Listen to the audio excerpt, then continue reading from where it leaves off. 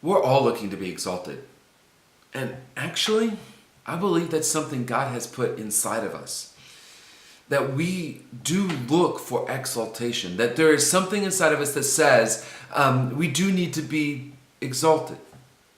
Now, where it goes wrong is that we demand exaltation from other people, especially in our culture where we have set up where the individuals are God. Now, God has created us in His image. He does create us unique, unique gifts, unique backgrounds, unique talents and DNA and all of this. But when we demand that other people exalt us, there will be conflict. Why? Because that other people that we demand exaltation from, well, they demand exaltation from us as well.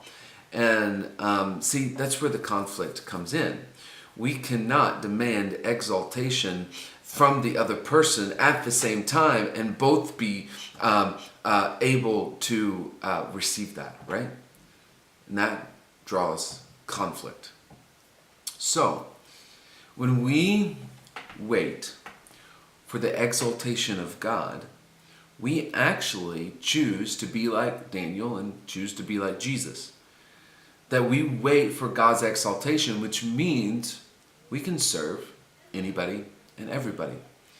Paul, the writer to the church in Philippi, tells us to have the same attitude as Christ. And what was that attitude? That he didn't look out for his own interests. In fact, for all people who have ever lived on the face of the earth, he looked out for their interests before his own.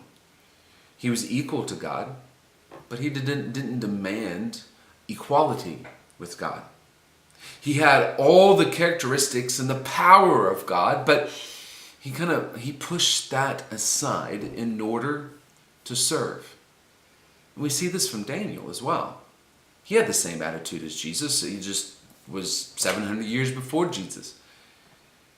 He served King Nebuchadnezzar. He didn't demand equality as a human to King Nebuchadnezzar. He didn't show off all these powers because God lived with him. He just simply served. Now, when the need arose, he did show the unique skill set that God had given him. But again, he didn't demand it. He didn't demand to be used. He didn't demand to be treated equal. He didn't seek after exaltation from Nebuchadnezzar or demand exaltation. He just simply laid his life down as a service to King Nebuchadnezzar, and when he was able to be used, he stepped up and was used. And then the end of the King Nebuchadnezzar story is that King Nebuchadnezzar came to believe in God. When we demand exaltation, we will run into conflict with other people. But when we lay down our lives and say, I am going to place your interests in front of my own, God will ultimately exalt us. See, God exalts the humble, period. He did that with Jesus' life, but that is also an example of what he does with the humble, period. See, he did that with Daniel's life as well.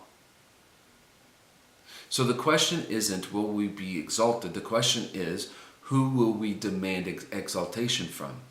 If we demand it from God, we don't really demand it. We actually lay our life down, and then he does it in his due time, whether it be on this earth or whether it be after our life, or both.